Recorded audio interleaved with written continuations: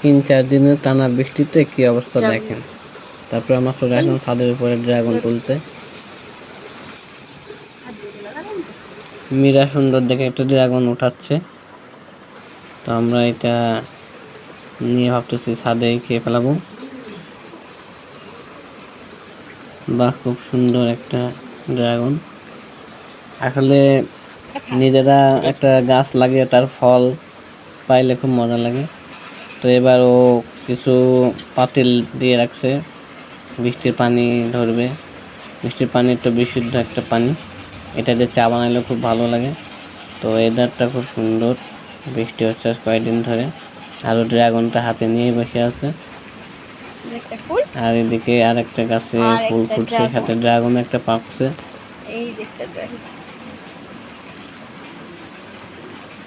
দেখুন সবাই কি অবস্থা। এই পাশে সিম গাছে সিমের ফুল ফুটছে, আরো কয়েকটা ফুটছে এই পাশে। আর এই পাশে একটা ছোট পাখির জন্য ভাত দেওয়া আছে। পাখি এখানে অনেক সময় এসে ডিম টিম পারে। এই পাশে একটা পেঁপে গাছ আছে, পেঁপে গাছ আছে অনেকগুলা।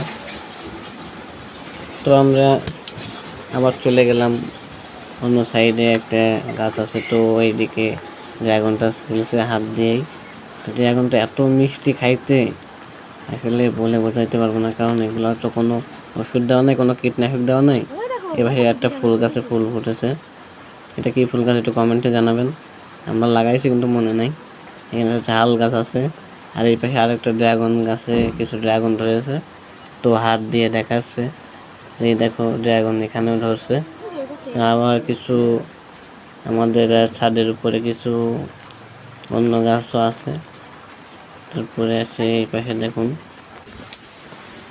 এখানে অ্যালোভেরা গাছ আছে। তো এই ছিল আজকের ভিডিও। তো সবাই ভালো থাকবেন, সুস্থ থাকবেন।